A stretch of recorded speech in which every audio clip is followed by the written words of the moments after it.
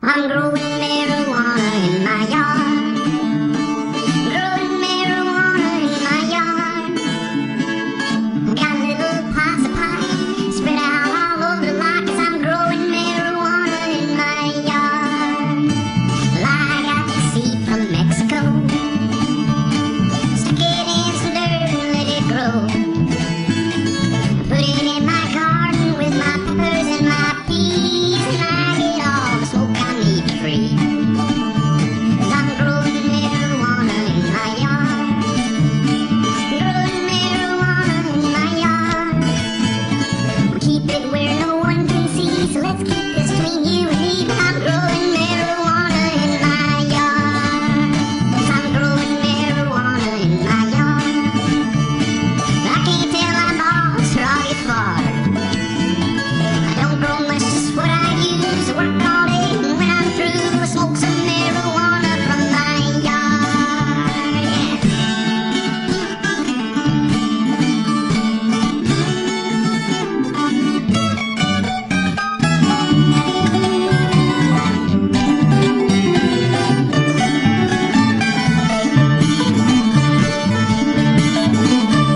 Now the policeman, he wants to talk to me.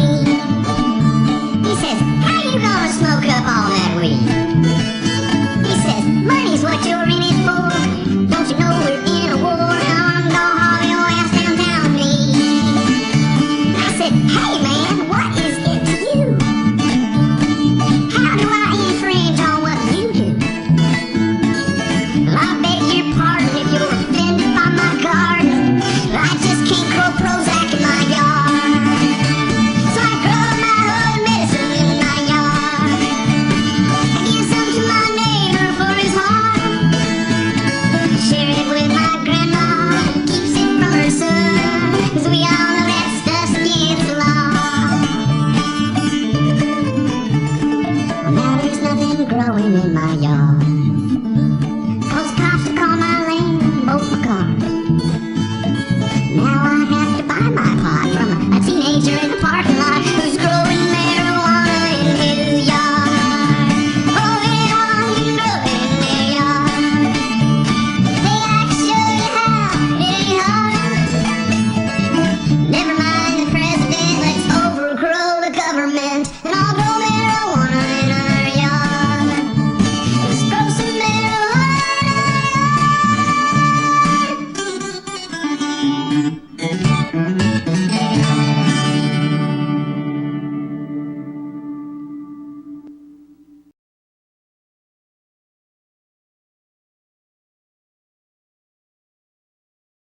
Okay, here we are again doing another episode of Pot Talk, and as usual, I want to bring up the fact that too many of our brothers and sisters are sitting in jail for marijuana, and it's time for all you people out there to start putting some pressure on these politicians. We want all the nonviolent marijuana prisoners out of jail, and we don't want any more going in.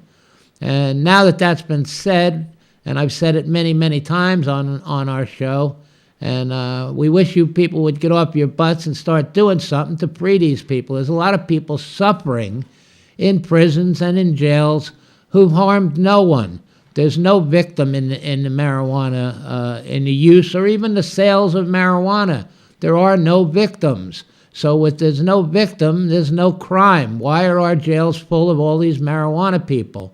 And the drug war in general is a racist drug war, and it was started and used racially, but the whole reason it was really started was to stop the marijuana industry. Farmers were growing it, and it was going to be a boom crop where many farmers would make a lot of money, and the big corporations like DuPont and the drug corporations and the wood paper companies saw that it was a threat to their monopolies, and they saw that instead of all the money going to just a few big corporations, it would be spread out to farmers all across this country, and they couldn't have that, so they used marijuana, the word marijuana instead of hemp, which everybody, had they started it out as hemp, people would have saw the scam. but they used the word marijuana, so most people didn't know what they were talking about, and they thought it was something else until it was too late. So you people out there better wake up. It's a useful medicine. It was a medicine before they started this, and they knew it, and yet the DEA put it in Schedule 1, which said has no medical value. And they knew that it was in 50% of the pharmaceutical medicines at the time. So everything that the government has told you about marijuana is a lie. Basically, almost everything that the government tells you about anything is a lie. If you believe that marijuana is really harmful, then you really believe that some airplanes crashed into the World Trade Center and the heat from that melted that steel and made that building collapse. Well, you people will believe anything that they tell you, and that's the big problem with America right now. 'Cause we all know that's just against the law. Well, now there's nothing growing in my yard. 'Cause cops to call my lane and bolt my car. Now I have to buy my pot from a teenager in the parking lot who's growing marijuana in his yard. Oh, anyone can grow it in their yard. Hey, I can show you how, it ain't hard. Never mind the president, let's overgrow the government and all grow marijuana in our yard. Let's grow some marijuana.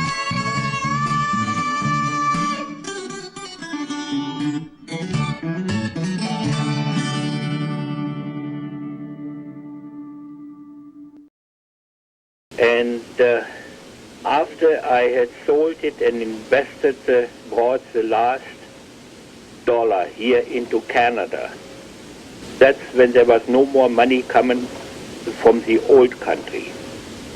So basically I became, for a certain member of the clique business community, a cow that didn't milk anymore for them. And I see. Add to this, you know, I was running things on a shoestring budget, and what I'd done already in the old country, I was building a lot of the machinery by myself, you know. Right, right. I figured I had an edge opposite the other farmers. I saw so many farms in my time, you know, going bankrupt because They overextended and borrowed too much. Of machinery and everything, you know. Right. And I figured I could stick it out a lot longer than they could. Right. I understand, but so what you're saying is you feel like you're a TI, targeted individual, where they knew what your bank accounts were, they had an idea of what your overseas assets were, and once they felt those assets were all now invested, because my understanding was is they were inviting farmers to come and to take this agricultural land before it went wild again. The impression we were being given by the provincial government. They didn't want this good farmland to revert back to forest land. Right. You know. Right.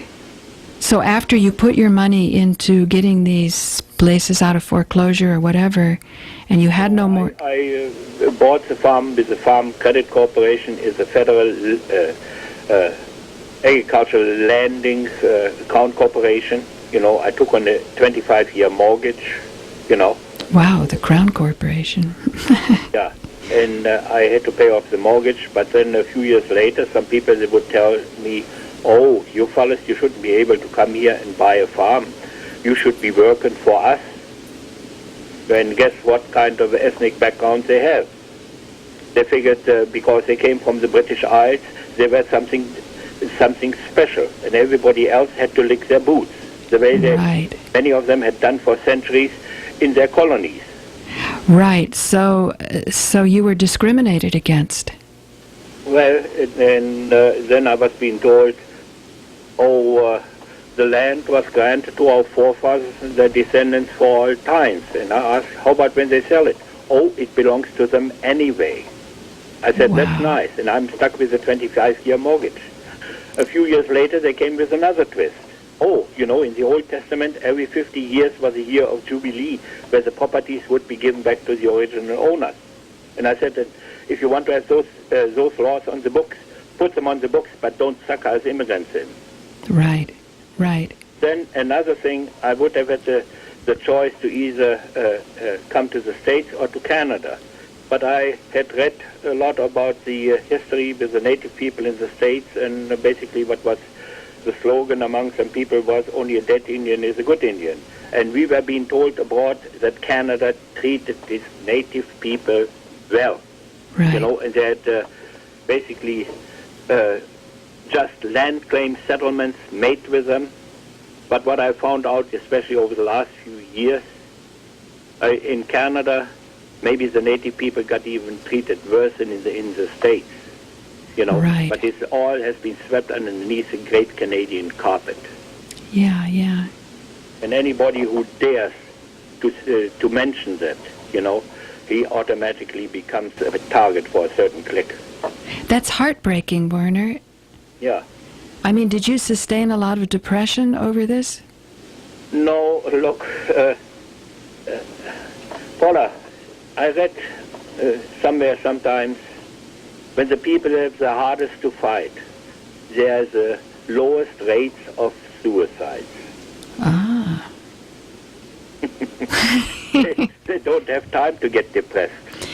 You have all the animals to care for, right? I was being so kept so busy and trying to deal with all the situations, and there was no time for depression.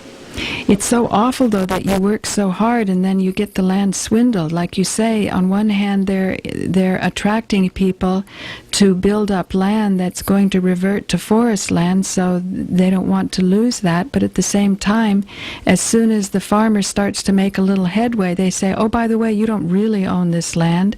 You were always working as a slave. And if you knew that from the get-go, you wouldn't have gotten involved in such an arrangement. But you know something, what makes me so angry? When I first came, the first few years, I met a lot of the old farmers, Mm-hmm. They were decent, most of them as a whole, they were decent, hard-working people. And the way they had been lied to by those experts in the government and by the politicians, Right. And basically many of them brought to an early grave. It makes me just furious. Right. Well, at the end of the day, the most important annual event always has been and always will be the harvest. Yeah. And many times over the years, it was a bitter harvest. Was it bitter because when the fruits of their labor came in, the bill collectors came around and said, oh, by the way, you signed something here and now I own all of this? Is that... I could, somehow I tweaked my way through, I started doing work off the farm, and then the latter years, half of the farm was a woodlot. When I came, it had been basically plundered, but then over the years, the trees started growing again, and I did silviculture work, and it took some merchantable wood out, and between that and building for my neighbors machinery and so on, do the odd job, I basically managed to stay financially afloat. Right. How many acres is your property? Well, it's over 600 acres. That's a lot of land to take care of. How many people are in your family working it? I came here alone, and I was doing the work alone, and even I helped my neighbors, Wow. because I wanted to be a good neighbor, and not what they told about the Germans, those Germans, I wanted to show that, they had a completely wrong impression about the German people. That's what I meant about community. The people that you helped when you first came, did they come to your assistance later on when you needed it? Or were they too afraid? Very few, but maybe not in an open way, but in a hidden way. They sympathized a lot of people, and in one way or another they helped me. Right. Marie Tooker said the same thing when she would be very down and out and be so discouraged because she was so attacked by all of the forces that you're talking about.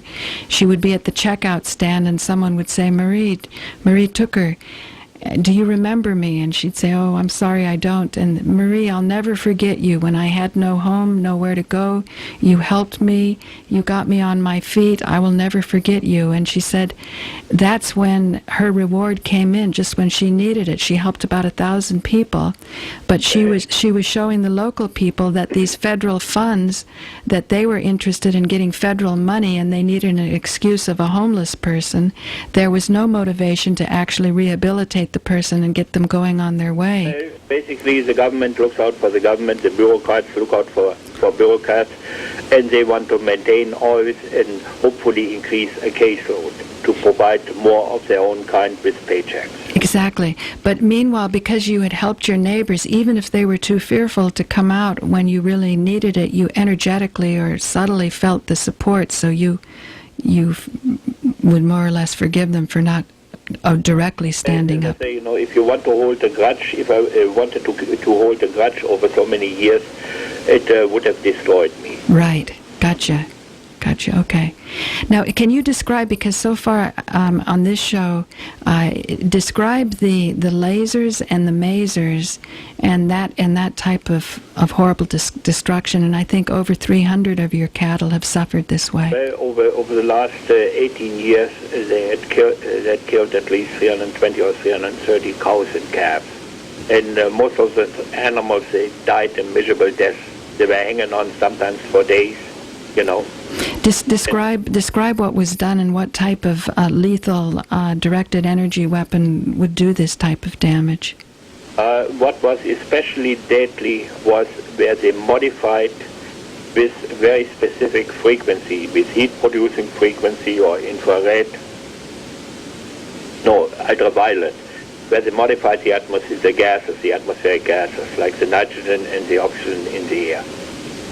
Oxidize the nitrogen and focus that energy beam in front of the nose of the animals or in the vicinity of the nose of the animals, and then the animals were breathing in this high concentration of nitrogen oxide, which formed nitric acid, one of the most corrosive acids.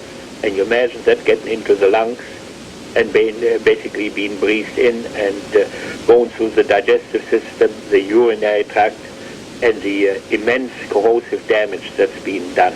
Yeah, you even showed that where the cattle urinated, that the next season, the weeds that would grow up would... 4 months, that spot would not grow grass anymore. Unbelievable.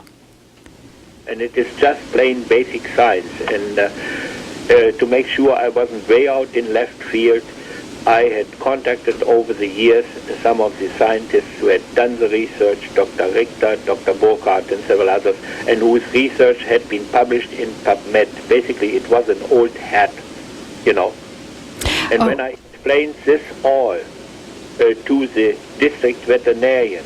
Werner, can you hold that thought? We have to pause for station identification, and we'll be right back with you on that important point. And that is, you're listening to WIOFLP, Woodstock 104, and back to Pot Talk with Joe Barton, this week with Paula Gloria. Go ahead.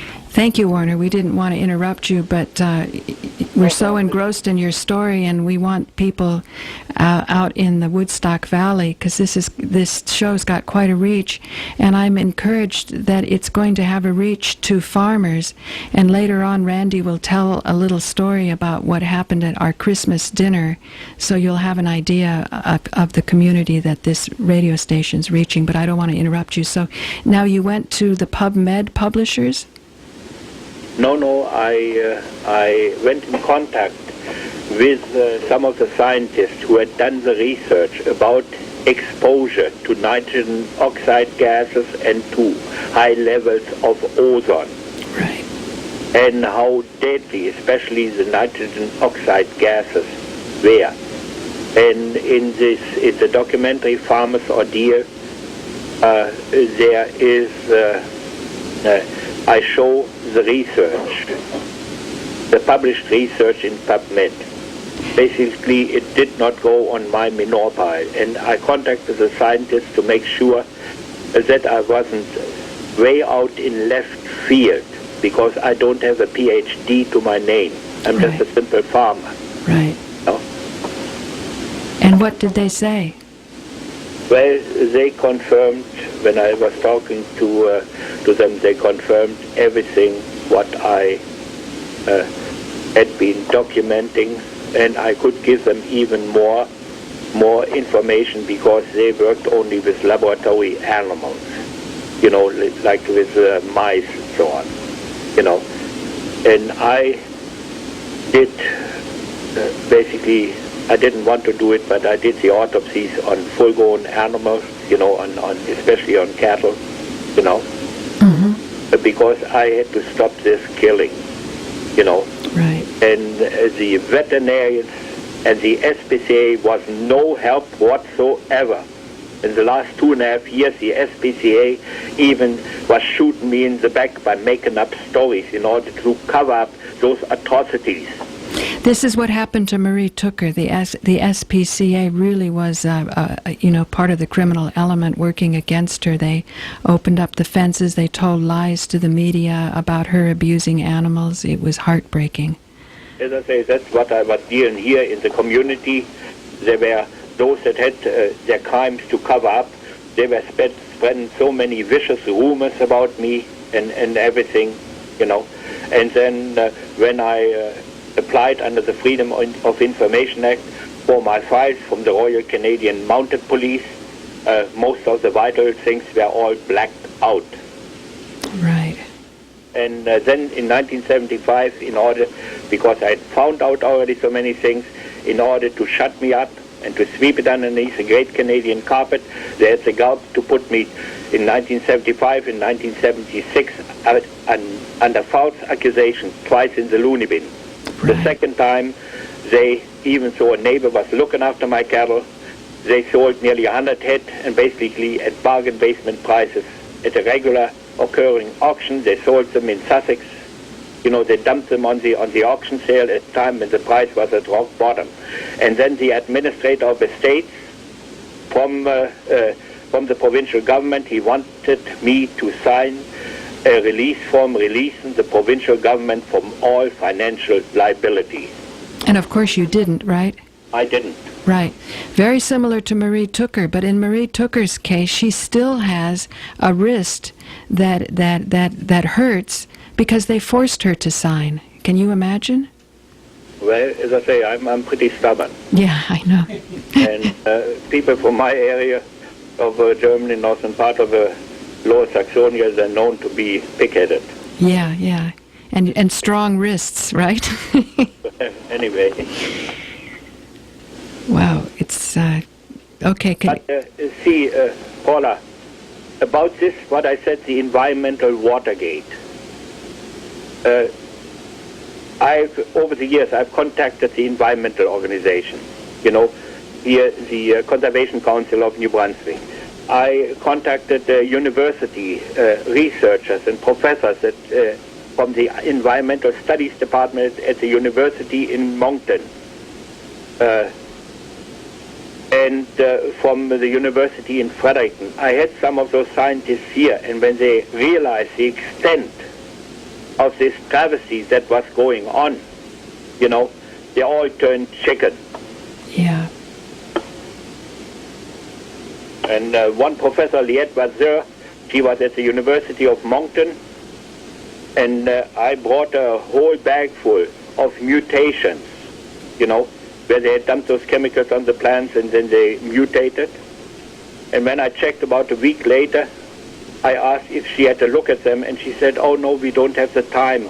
We are just building a new environmental studies department." And what year was that, Werner? Oh, that must have been now about pretty near 20 years ago. And then 2 years later, when I was checking up on her, she was working for the Irving Company, the environmental center, Irving Eco Center in Baktush. And there is no other company, forestry company, that has caused as much devastation, you know, to the Wow. natural. Right, Yeah. right. woodlands and so at the Irving Company. So you reached out in the mid-'90s to get some governmental assistance, and she didn't... No, Paula, as far as back as in 1981, I had contacted in regard to this environmental Watergate and the illegal dump of chemicals on farmland to the Department of Agriculture, to the crop and soil specialist, and Right. year after year they kept bungling the tests, So basically what you were discovering is that the agencies that are supposed to help you are kind of the mastermind of the problem itself. If you are not the solution, if you are, what is Not it? part of the solution, you're part of the problem? Yeah. Yeah. And because they either turn chicken, or they got a vested interest. Some of them, they were waiting that another farmer kicked the bucket and they could buy a farmland nice and cheap. Some of them, then they started farming there on that land. And since they knew all the ins and outs about the government bureaucracy, they had access then to all the different sources of money, how they could milk. Right. Do you know the term RICO, racketeering? Yeah, I've heard. I don't know what the term is in Canada, but it must be, a worldwide problem that all... As I say, if the victims have the right to how much? Double or fourfold, make the claim against those that are being convicted of racketeering. Right.